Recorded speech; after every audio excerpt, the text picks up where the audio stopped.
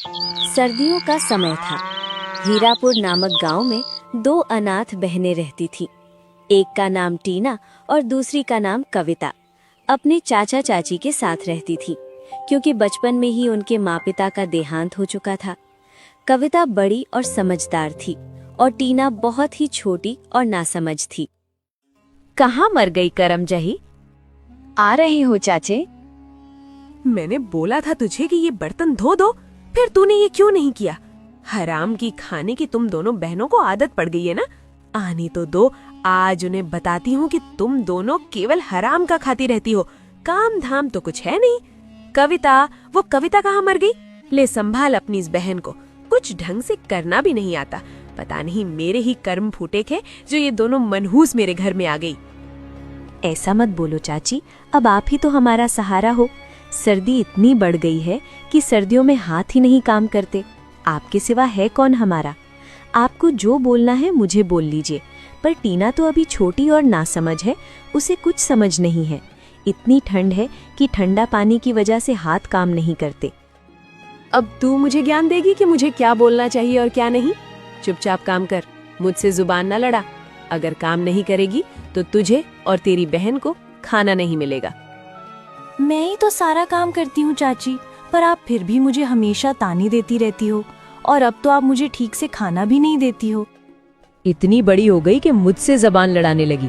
मेरा ही खाती और मुझसे ही जबान लड़ाती है। ना चाची, आप मुझसे बड़ी हो, मैं आपसे जुबान कैसे लड़ा सकती हूँ?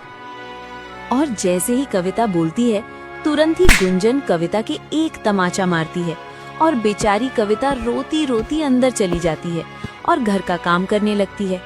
दूसरी तरफ कविता को रोते हुए देखकर टीना भी रोने लगती है और कविता से कहती है, दीदी, हमारे मम्मी पापा हमें छोड़कर क्यों चले गए?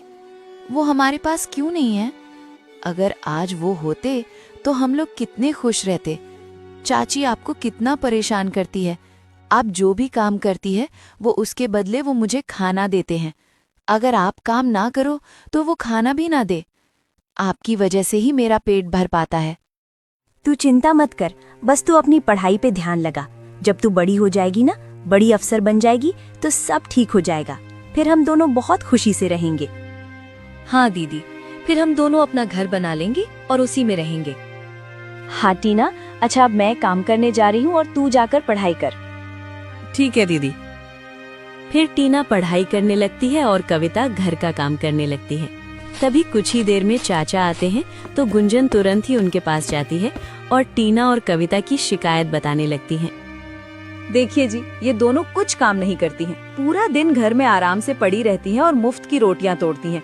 और आज तो ये कविता मुझसे जुबान भी लड़ा रही थी। और आप फालतू भी इस टीना की पढ़ाई में इतना पैसा क्यों लगा रहे हैं? कौन सा ये हमारी बेटी है? क्यों फालतू में पैसा फूंक रहे हो? कौन सा ये बड़ी अफसर बन जाएगी? अरे वो हमारे भाई की ही तो बेटियां हैं। अब उनका मेरे सिवा सहारा ही कौन है? अगर मैं उन्हें नहीं पढ़ाऊंगा तो और कौन पढ़ाएगा? और मुझे लगता है कि टीना जरूर कामयाब होगी, क्योंकि उसके अंदर मेहनत और लगन करने का जुनून है। ठीक है, आपको तो मेरी बातों पर यकीन ही नहीं होता है ना। खुद ही देख लेना, देखती हूँ कि ये क्या बन जाती है।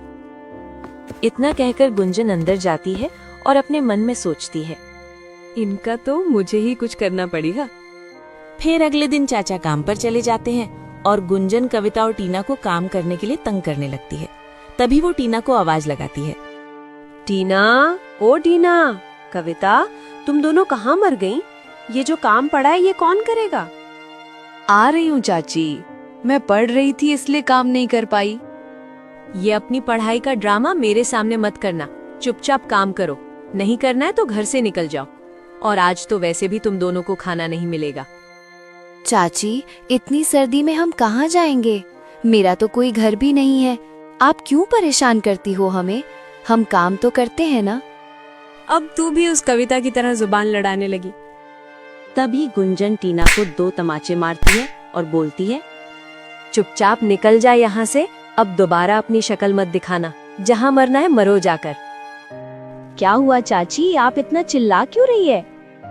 मेरे सामने ये भोलेपन का नाटक मत किया कर, मुझे सब पता है। और चुपचाप तुम दोनों बहनें निकल जाओ मेरे घर से और दोबारा अपनी शक्ल मत दिखाना। जहाँ मरना है मरो जाकर। ऐसा मत बोलो चाची, सर्दी बहुत ज्यादा पड़ रही है। मेरे पास तो गर्म कपड़े भी नहीं हैं। हम कहाँ जाएंगे? मुझे कुछ नहीं सुनना है, निकल जाओ चुपचाप। तभी गुंजन धक्के मारकर उन दोनों को घर से निकाल देती है। बेचारी कविता और टीना भयंकर सर्दियों के टाइम रोती और भटकती हुई चली जाती है। तभी टीना कविता से कहती है, दीदी, मुझे बहुत सर्दी लग रही है। अब हम अपनी रात कहाँ गुजारेंगे?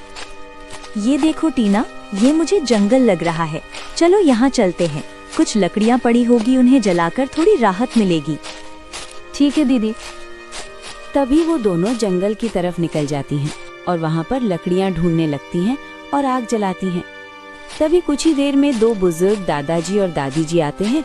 वो कविता और टीना को देखकर उनसे बोलते हैं, बेटी, इतनी सर्दी में तुम यहाँ क्या कर रही हो? और शाम आने को हो गई है। ये जंगल का इलाका है, जंगली जानवर भी घूमते हैं। चलो अब अपने घर जाओ। दादाजी की बात सुनकर कविता रोने लगती है।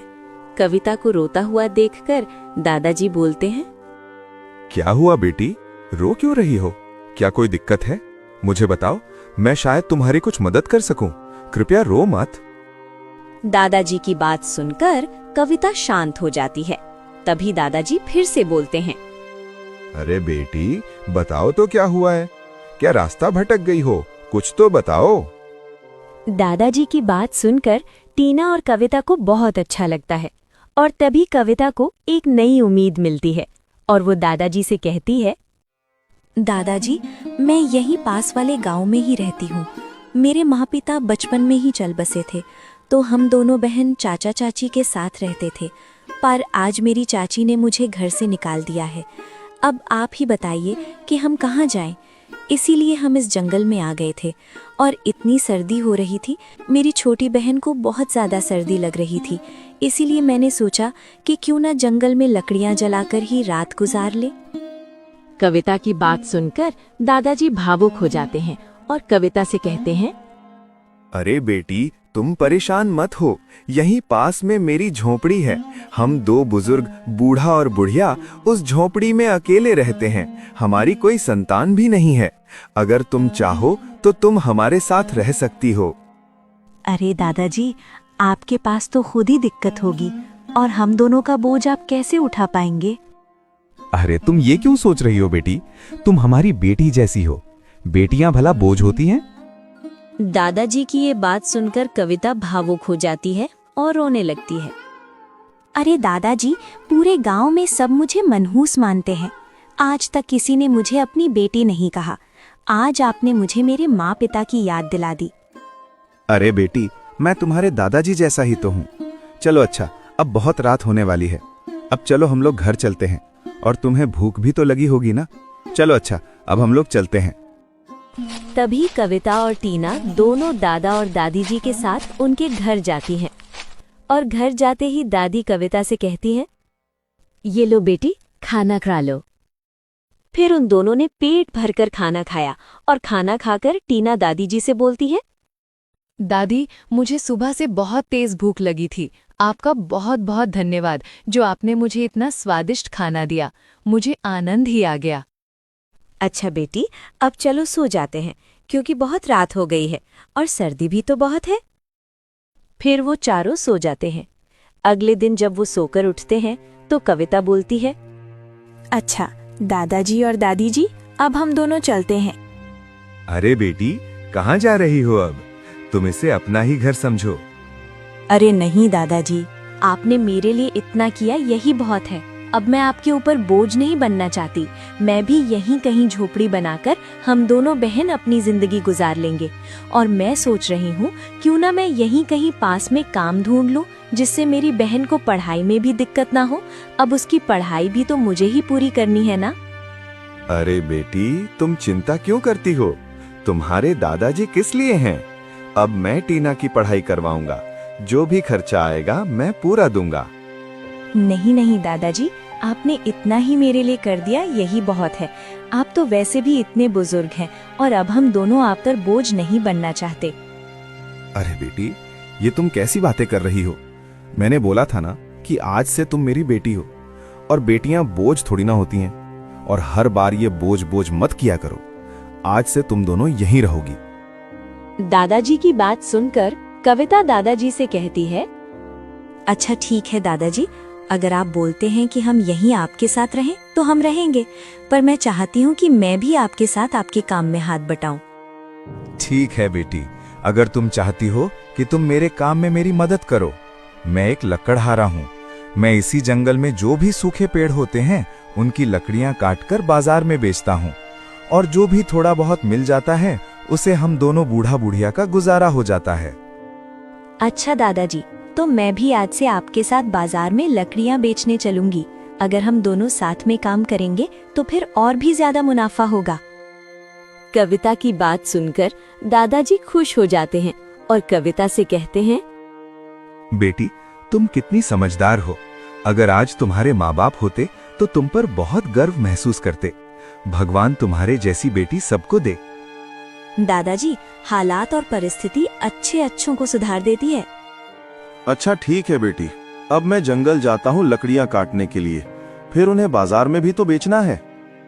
ठीक है दादाजी, मैं भी आपके साथ चलती हूँ, शायद मैं भी आपकी कुछ मदद कर सकूं। फिर वो दोनों जंगल की ओर निकल जाते हैं और दादाजी पेड़ पर चढ़कर लकड़ियाँ काटने लगते हैं और नीचे कविता सारी लकड़ियों का गट्ठर बनाकर रखती है। फिर वो दोनों उन्हें बाजार ले जाकर बेच देते हैं और जो भी पैसे मिलते हैं उनसे वो घर का राशन खरीद लेते हैं और घर आ जाते हैं। घर आते ही, दीदी आप आ गई। मैं बहुत देर से आपका इंतजार कर रही थी कि आप कब आओगी। दीदी मुझे बहुत जोरों की भूख लगी है। ठीक है, तू रुक, अभी मैं तेरे लिए कुछ बनाकर लाती हूँ। कविता की बात सुनकर दादी कविता से कहती है, बेटी तुम थक गई होगी, मैं बना देती हूँ।